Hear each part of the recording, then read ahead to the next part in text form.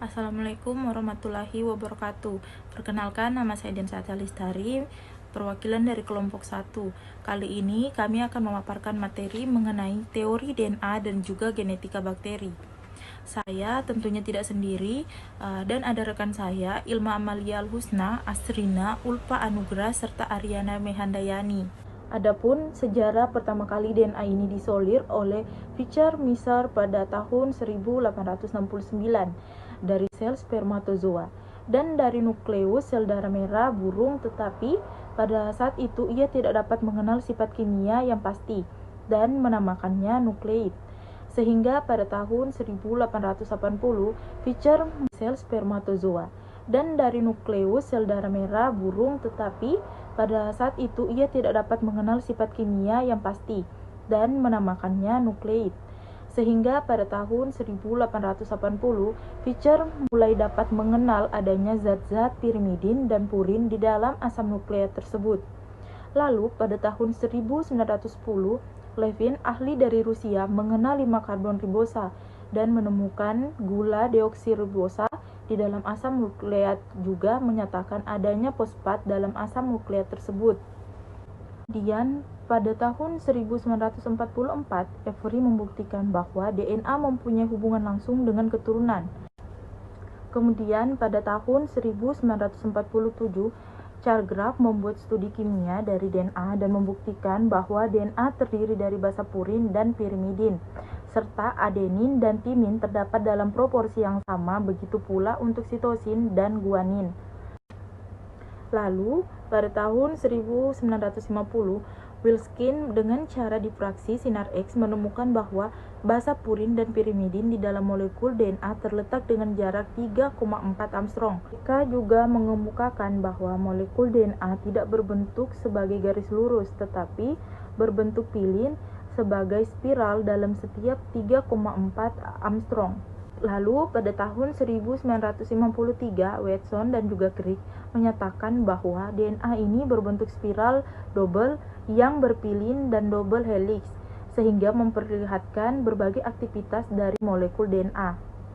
Hingga pada tahun 1557, Corbett membuktikan kebenaran model double helix dari DNA yang telah dikemukakan oleh Watson dan Crick sebelumnya dengan cara membuat molekul DNA dalam sistem sel bebas.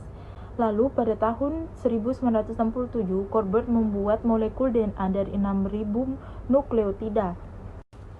DNA atau asam deoksiribonukleat adalah sejenis asam nukleat yang tergolong biomolekul utama penyusun berat kering setiap organisme yang ada di dalam sel DNA, umumnya terletak di dalam inti sel. Secara garis besar, peran DNA di dalam sebuah sel adalah sebagai materi genetik, artinya DNA ini menyimpan kode genetik untuk aktivitas sel. Berlaku umum bagi setiap organisme, perkecualian yang menonjol adalah beberapa jenis virus tersebut. Contohnya ada HIV atau biasa disebut sebagai human immunodeficiency virus. DNA merupakan polimer yang terdiri dari 3 komponen utama, yaitu gugus fosfat, gula deoksiribosa, dan basa nitrogen. Sebuah unit monomer DNA yang terdiri dari ketiga komponen tersebut dinamakan nukleotida, sehingga DNA tergolong sebagai polinukleotida. Struktur untaian komplementer DNA menunjukkan pasangan basa atau adenin dengan timin dan guanin dengan sitosin membentuk DNA untai ganda yang modelnya pertama kali dibuat oleh James D. Watson dan Francis Crick tahun 1953, sehingga diperbaiki modelnya oleh Wilson. Kerangka utama untuk DNA ini terdiri dari gugus fosfat dan gula yang berselang-seling. Gula pada DNA adalah gula pentosa atau berkarbon 5, yaitu 2 deoksiribosa, 2 gugus gula, terhubung dengan fosfat melalui ikatan fosfodiester antara atom karbon ketiga pada cincin 1 gula dan atom karbon kelima pada gula lainnya. Salah satu perbedaan utama DNA dan juga RNA adalah gula penyusunnya, yaitu gula RNA untuk DNA terdiri atas 2 untai yang berpilin sehingga membentuk struktur heliks ganda. Pada struktur heliks ganda, orientasi rantai nukleotida pada satu untaian berlawanan dengan orientasi nukleotida untaian lainnya. Hal ini disebut sebagai anti-paralel. Masing-masing untai terdiri dari rangka utama sebagai struktur utama dan basa nitrogen yang berinteraksi dengan untai DNA. Satunya pada heliks, kedua untai pada heliks ganda DNA disatukan oleh ikatan hidrogen antara bahasa-bahasa yang terdapat pada kedua untai tersebut. Adapun 4 bahasa yang ditemukan pada DNA yaitu adenin atau disebut A, sitosin disebut C, guanin disingkat sebagai G, dan timin disebut sebagai T. Adenin berikatan hidrogen dengan timin sehingga guanin berikatan dengan sitosin. Perkenalkan, nama saya Ulfa Nugra. Di sini saya akan menjelaskan mengenai fungsi biologis DNA. Fungsi biologis DNA yaitu sebagai replikasi atau aukatalisis. Replikasi merupakan proses pelipat gandaan DNA. Proses replikasi ini diperlukan ketika sel akan membelah diri. Pada setiap sel, kecuali sel gamet, pembelahan diri harus disertai dengan replikasi DNA, supaya semua sel turunan memiliki informasi genetik yang sama. Pada dasarnya, proses replikasi memanfaatkan fakta bahwa DNA terdiri dari 2 rantai, dan rantai yang satu merupakan konjugat dari rantai pasangannya. Dengan kata lain, dengan mengetahui susunan satu rantai, maka susunan rantai pasangan dapat dengan mudah dibentuk.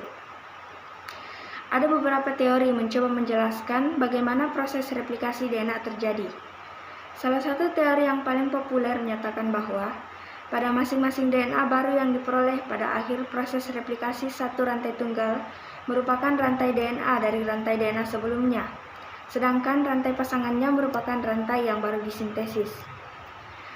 Rantai tunggal yang diperoleh dari DNA sebelumnya tersebut bertindak sebagai cetakan untuk membuat rantai pasangannya.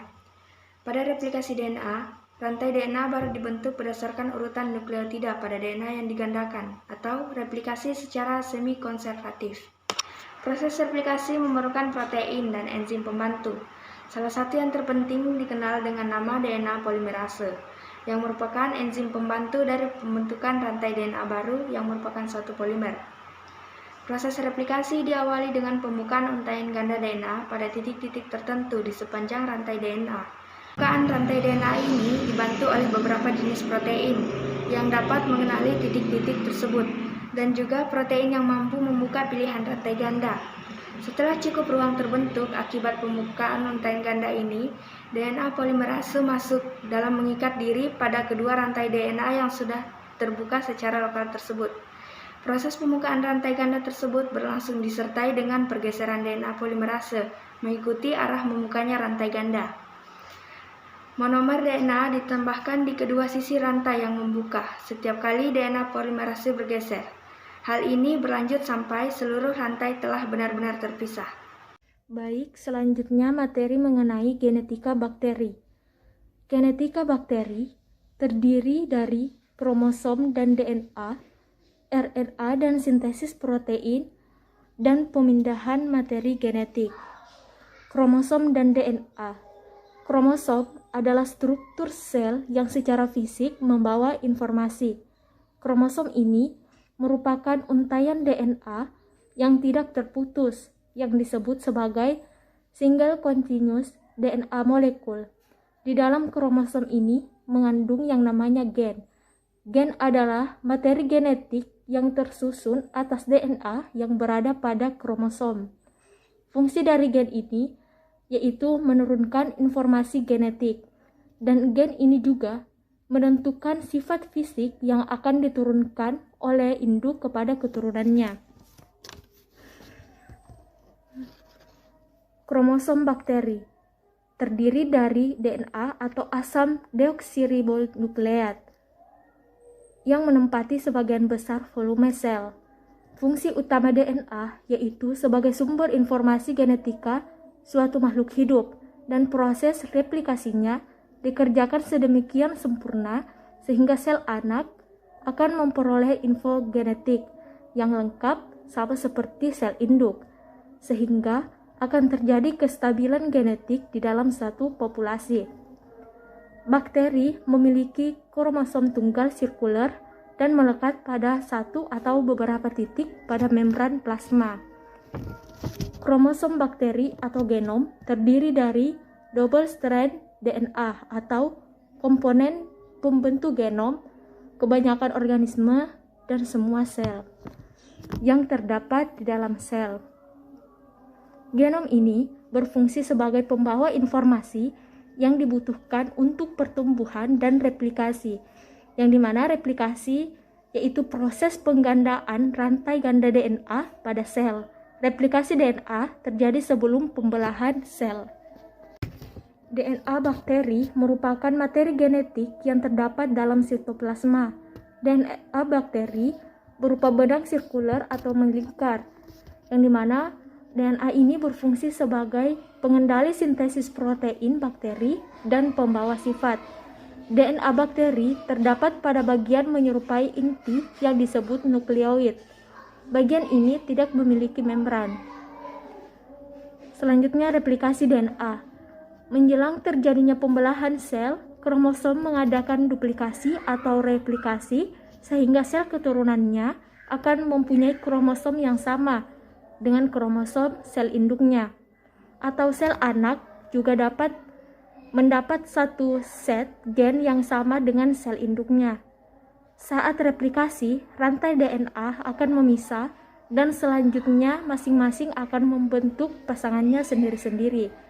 Satu molekul DNA, untai ganda induk atau parental diubah menjadi dua molekul anak yang identik. Pada waktu replikasi, terjadi dua pita induk DNA akan saling melepaskan diri, dimulai dari satu titik replikasi yang disebut replication fork. Nukleotida bebas yang ada di dalam sitoplasma sel akan memasangkan diri kepada bahasa yang terekspos pada satu untai DNA induk. Misal, jika timin yang ada pada untai asal, maka hanya adenin yang cocok untuk menempati pada untai baru dengan bantuan enzim polimerase. RNA dan sintesis protein, suatu gen penyandi molekul messenger RNA yang akhirnya menghasilkan pembentukan protein. Proses alternatif produk dari gen terdapat berupa ribosomal RNA atau transfer RNA. rRNA adalah bagian integral dari ribosom dan merupakan mesin seluler untuk sintesis protein. Sintesis protein diawali dengan proses transkripsi. Transkripsi di mana urutan DNA dijadikan mRNA. Kemudian informasi yang terdapat di dalam mRNA tersebut ditranslasikan menjadi urutan asam amino yang spesifik yang membentuk protein. Transkripsi. Proses transkripsi adalah sintesis untaian mRNA dari segmen DNA. Informasi yang tersimpan dalam untaian basa nitrogen dari DNA ditulis kembali sehingga informasi yang sama tampak di dalam urutan basa dari mRNA. Proses transkripsi membutuhkan enzim RNA polimerase dan suplai nukleotida untuk mRNA. Transkripsi dimulai bila RNA polimerase berikatan dengan DNA pada satu tempat yang disebut promoter. Sintesis rantai mRNA berlangsung terus sampai RNA polimerase mencapai pada suatu tempat DNA yang disebut terminator. Translasi. Translasi adalah proses penerjemahan kode genetik pada mRNA menjadi rangkaian asam amino atau polipeptida. Kode genetik pada RNA tertulis dalam bentuk kodon yang masing-masing merupakan satu grup terdiri dari 3 nukleotida. Urutan kodon pada mRNA menentukan urutan asam amino yang dalam protein yang akan disintesis. Proses translasi terjadi di dalam ribosom dan transfer RNA atau RNA dengan pembawa asam amino yang sesuai akan mengenali koloni spesifik pada mRNA. Pemindahan materi genetik. Pada peristiwa pemindahan materi genetik, ada sel yang bertindak sebagai donor dan selain sebagai resipien. Mekanisme proses pemindahan materi genetik meliputi yang pertama transformasi, yang kedua transduksi, dan yang ketiga konjugasi. Yang pertama kita akan bahas yaitu transformasi. di mana sel resipien akan mengambil DNA terlarut yang dilepaskan. Umumnya, pelepasan DNA sel donor oleh karena sel donor mengalami lisis. Transformasi hanya terjadi pada bakteri yang mampu mengambil DNA pertama kali. Ini ditemukan oleh Frederick Griffith pada tahun 1928 di galur Streptococcus pneumoniae. Informasi secara alamiah terjadi pada beberapa bakteri, misalnya Haemophilus sp, Bacillus sp, dan beberapa Streptococcus dan Staphylococcus. Perkenalkan, nama saya Aryana Mihandayani. Saya akan menjelaskan tentang transduksi. Transduksi yaitu DNA bakteri dipindahkan dari sel donor ke sel resipien melalui perantara virus yang menginfeksi bakteri atau bakteriofaga atau faga. Banyak dijumpai pada bakteri baik gram positif maupun negatif. Pertama kali ditemukan pada Salmonella, kemudian pada E. coli Proteus Shigella vibrio, serta Pseudomonas pada gram positif, bisa terjadi pada Staphylococcus dan Bacillus. Konjugasi yaitu pemindahan materi genetik yang terjadi karena adanya faktor fertilitas yang dimiliki oleh salah satu galur. Galur mutan yang memiliki faktor fertilitas disebut dengan F+ atau sebagai donor, sedangkan yang tidak memiliki disebut F- atau sebagai resipien. Baiklah, slide selanjutnya yaitu konjugasi yang diperantarai plasmid. Bakteri mengandung materi genetik ekstra kromosomal yang disebut plasmid. Plasmid adalah molekul DNA yang bulat atau sirkular. Karakteristik plasmid yaitu mempunyai berat 1-3% dari kromosom bakteri. Berada bebas dalam sitoplasma bakteri, ada kalanya dapat bersatu dalam kromosom bakteri, dapat melakukan replikasi sendiri secara otonom, dapat pula berpindah atau dipindahkan dari satu spesies ke spesies lain. Banyak plasmid yang membawa gen yang menyandi proses konjugasi yang disebut konjugatif plasmid. Plasmid adalah elemen genetik DNA yang berbentuk sirkular, dapat mengadakan replikasi secara otonom dan berada di luar kromosom atau ekstra kromosomal. Baiklah, slide terakhir yaitu berbagai macam plasmid. Faktor F atau faktor fertilitas adalah plasmid yang mudah dipindahkan dan membawa gen untuk pilih seks yang berfungsi untuk memindahkan plasmid ke sel bakteri yang lain. Faktor R atau faktor resistensi pada plasmid yang membawa gen yang dapat menyebabkan bakteri atau sel hospesnya resisten terhadap satu atau beberapa antibiotika logam berat maupun toksin. Plasmid penisilinase. Plasmid ini membawa gen menyebabkan bakteri menghasilkan penisilinase dan menyebabkan bakteri resisten terhadap penisilin. Misal pada Staphylococcus dapat dipindahkan melalui bakteriofaga. Plasmid yang diproduksi toksin, misalnya produksi toksin oleh bakteri E. coli yang menyebabkan diare.